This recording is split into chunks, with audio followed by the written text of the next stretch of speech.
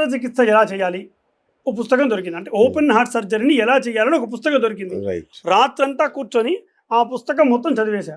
పొద్దున్నే నేను హాస్పిటల్కి వెళ్ళి నేను పుస్తకం చదివానండి, నాకు ఆపరేషన్ చేయడానికి పర్మిషన్ ఇవ్వండి అంటే ఇస్తారా?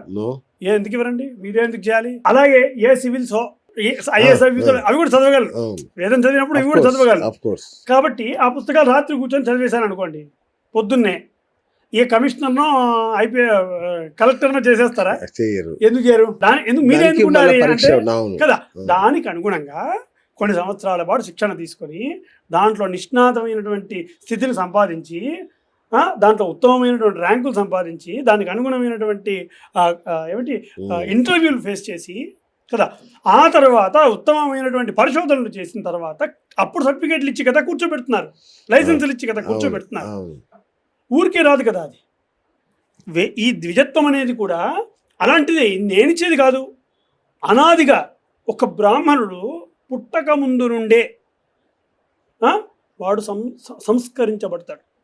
మీకు చెప్తాను వినండి శ్రద్ధగా. పుట్టక ముందు నుంచి కాదు, ఇంకా గట్టిగా చెప్పాలంటే వాడు గర్భంలో పడక ముందు నుండి సంస్కరించబడతాడు. వివాహమైన దంపతులు వాళ్ళ మొట్టమొదటి కలయిక గర్భాధానము.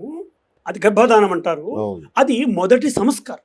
బీజం పడడానికంటే ముందే మంత్రభూయిష్టమై ఉంటుంది ఆ గర్భాధానం. అది మొదటి సంస్కారం. అది అక్కడి నుండి బీజం పడ్డ తర్వాత గర్భం నిశ్చయమైన తర్వాత ఆ పిండం విచ్ఛిన్నం కాకుండా ఉండడం కోసం, ఆ శరీర వృద్ధి కలగడం కోసం, పిండ వృద్ధి కలగడం కోసం దాన్ని కాంక్షిస్తూ పుంసవనము అని ఒక రెండవ కర్మ చేస్తారు.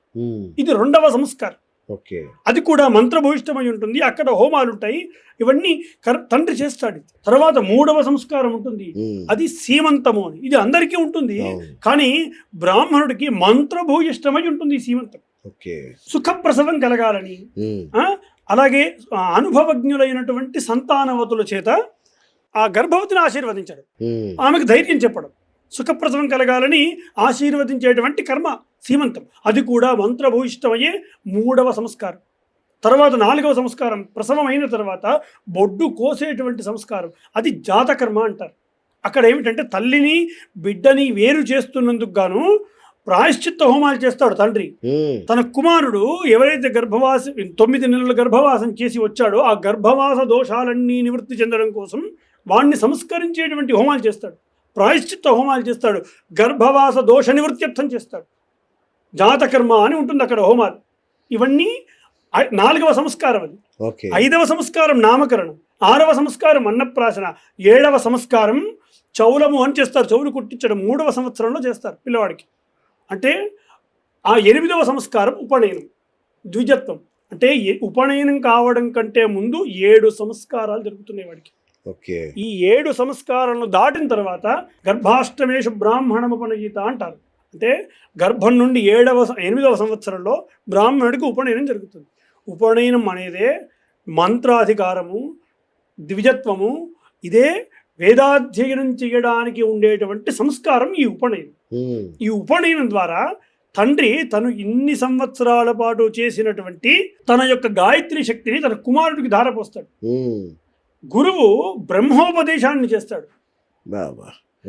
ఆ తర్వాత గురువు తన శిష్యుని వెంట తీసుకొని వెళ్ళి బ్రహ్మచర్యంతో గురు శుశ్రూష చేస్తూ వేదాధ్యయనానికి కావలసినటువంటి స్థితిని పొందుతాడు అతను.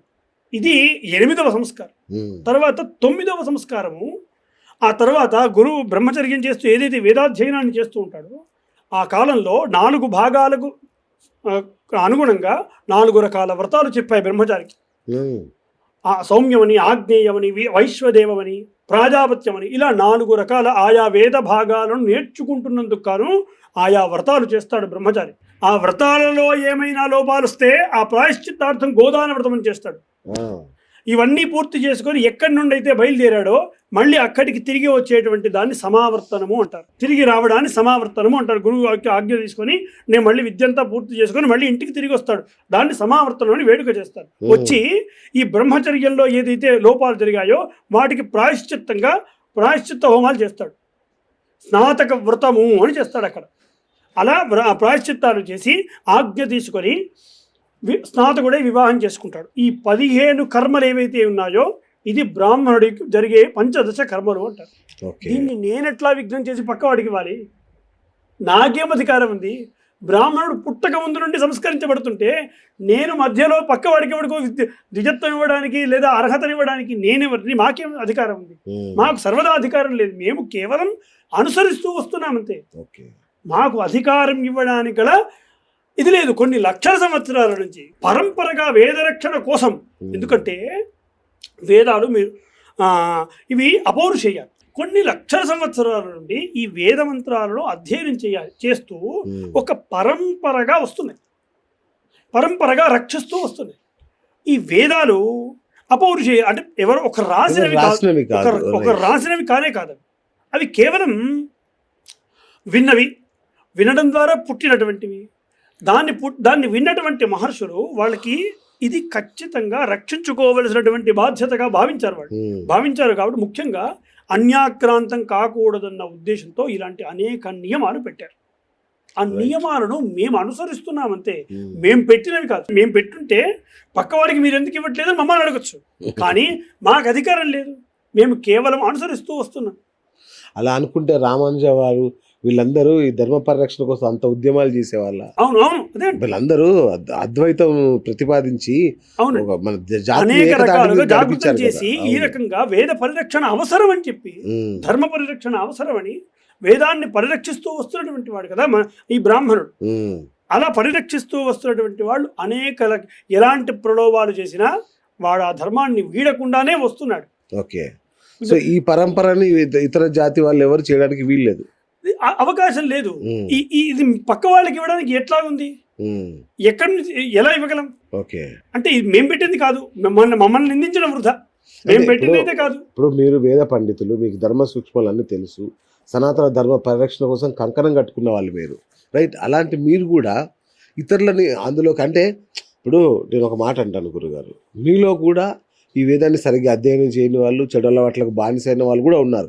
కానీ వాళ్ళకు కూడా మీరు ఈ గౌరవాన్ని ఆపాదిస్తారు. కానీ ఇతర కులాల్లో ఉన్నవారికి, ఇతర జాతుల్లో ఉన్నవాళ్ళు చాలా గొప్ప పండితులైనా సరే అతనికి అవకాశం దక్కట్లేదు కదా. ఇది ఎట్లా సమానత్వం అంటారు? ఇది లేదండి. బ్రాహ్మణుడు ఏ రకంగానైనా సంస్కరించబడుతున్నాడు. వేదాధ్యయనం పక్కకు పెడితే సంస్కరించబడుతూనే వస్తున్నాడు. అతని సంస్కారాలు అయితే జరుగుతున్నాయి కదా. అతని సంస్కారాలు, అతని గౌరవం అయితే, అతనికి ఈ 15 కర్మలు అయితే అతనికి జరుగుతున్నాయి. వేద పరిరక్షణ చేసేవాడు వేదాన్ని నేర్చుకొని చేస్తున్నాడు. కొంతమందికి పరిరక్షణ చేయలేనటువంటి వాళ్ళు సంస్కారాలు అయితే జరుగుతున్నాయి కదా. ఇదైతే పక్కవాడికి ఇవ్వడానికి అయితే నాకు అధికారం లేదు కదా. ఈ ద్విజత్వం కానీ ఇది వేరే ఇత్యాది ఏదైనా కానీ అది నేను పక్కవాడికి ఇవ్వడానికి అధికారం లేదు, నాకు లేదు. నేను పెట్టింది కాదు. మమ్మల్ని నిందించడం వృధా. మమ్మల్ని నిందించడం వృధా. ఒకటి సాధారణంగా దీన్ని ఇలా విమర్శిస్తే కాదండి, మామూలుగా సాధారణంగా ఈ మంత్రానుభూతిని పొందాలి.